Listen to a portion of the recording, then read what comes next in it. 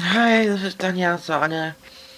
I basically had done my live art performance There you go. today, and well, first was at the tunnel. Um, let's say, well, just in the tunnel bit where I started, and I set it up, and everything was going fine for like about half an hour, and then after the half an hour, the police came. And I had an issue with the word that. Now this was basically the whole performance was about consciousness versus policy kind of thing. I say I follow my consciousness on love, compassion, empathy. As I discovered, being politically correct is fucking wrong. Namaste says conformity is violent. It was basically people who try and conform you to what is politically correct. They often inflict quite violently. For example, that happened to me at the corner shop. So basically, I got an advice from somebody to change the spelling because it's politically correct if the spelling is and I went because basically before that I changed that because people knew it was actually a live performance because this was like part of the give an idea what was going on because apparently the policeman had taken it and put it behind one of the paintings and people didn't know why I was sitting there and they thought well I was begging for money. Well, the way this whole thing wasn't all about that. It was about getting the message out there. And so his advice was to change that. So fucking wrong.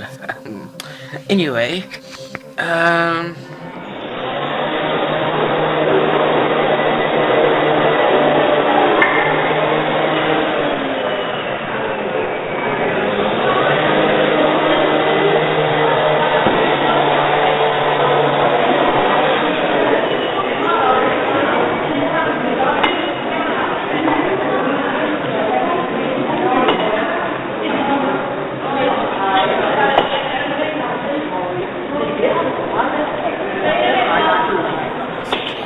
I then went to the shopping mall.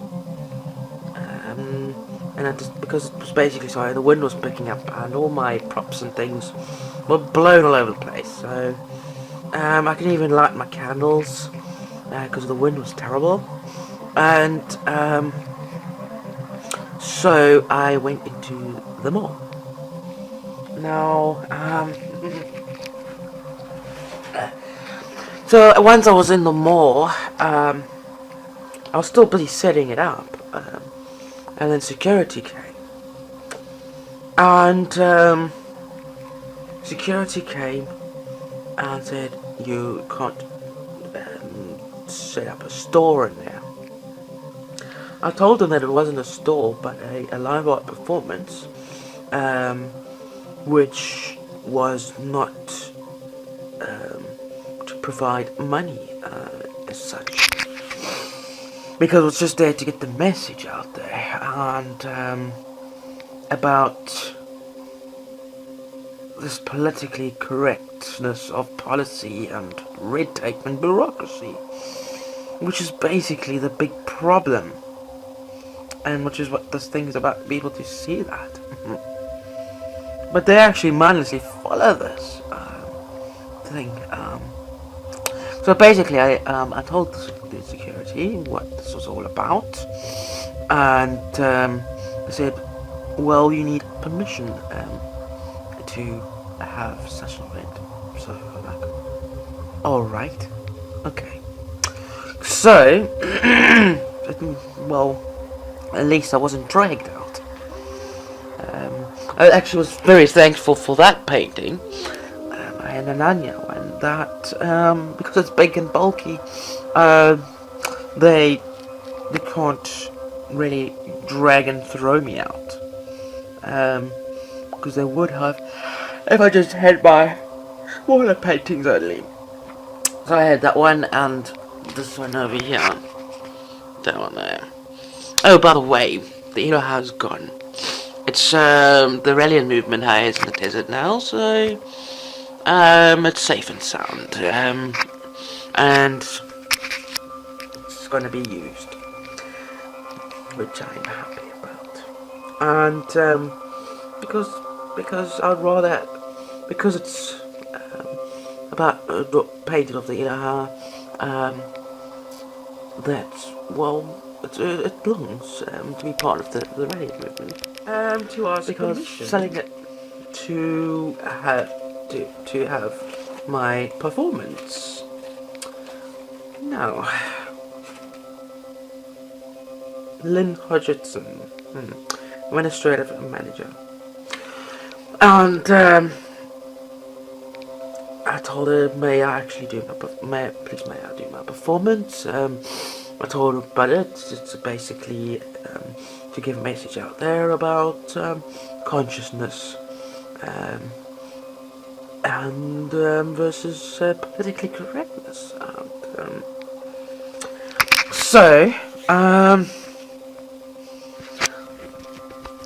so basically I had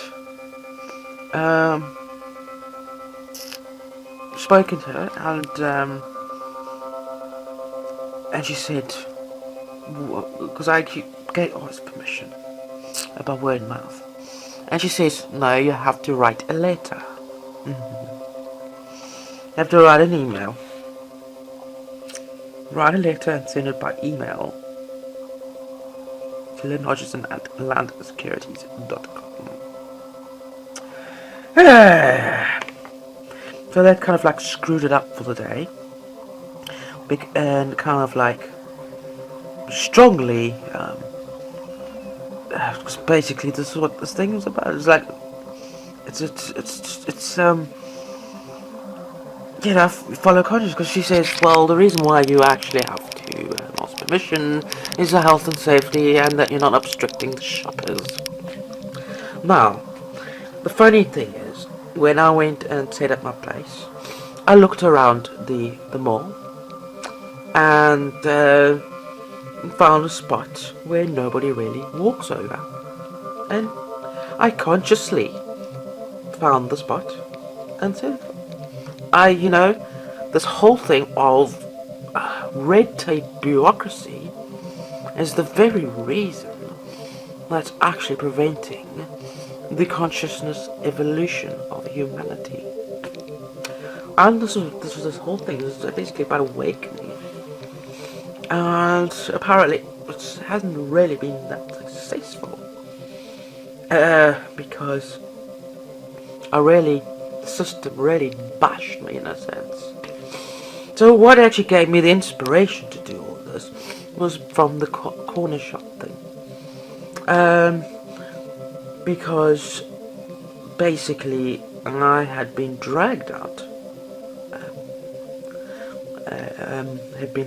From the corner shop and then locked up.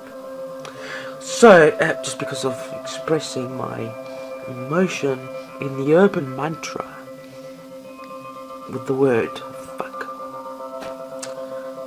Really. So basically this is what this is about. It's an awakening because people are programmed. It's quite fascinating to see that the word fuck is over. It's like it's a forbidden word when it's just a word. It's like it's mind-boggling that people are programmed to not understand it's just a word. So basically, what I'm going to do is I'll have to do some research on the origins of the word fuck and print them out, and then I have them on hand. And that probably should as well help with the issue.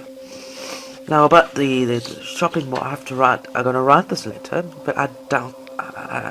I have a sense that because what I'm doing is extraordinary, they're not gonna comply.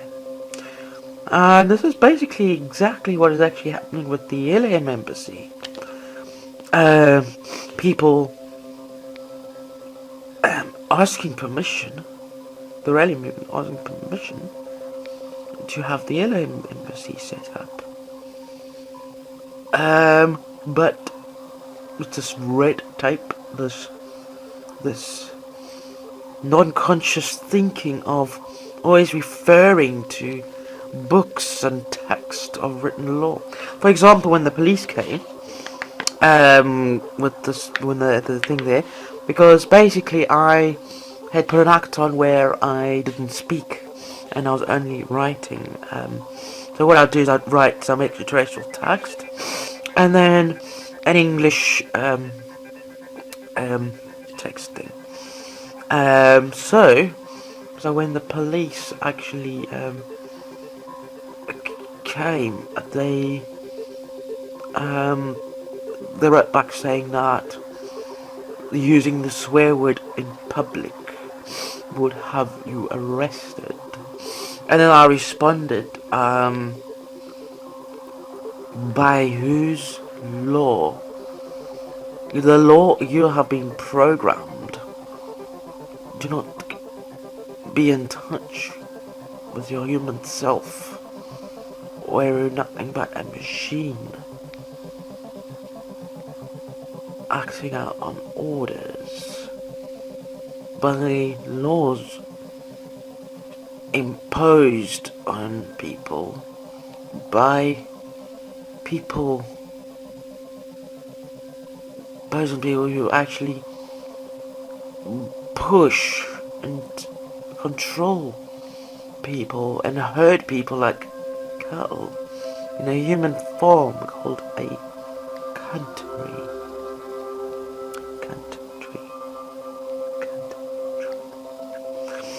And I actually wrote that. Yes, I used C-U-N-T-T-R-E-E. And so basically, tomorrow I was going to go to Newcastle with this. But I'm going to give it a break because it was really quite something in the responses I got by authority trying to inflict authoritative bullying in legalized grounds, but with the meditation it actually helped that they didn't react violently towards me, which they would normally do.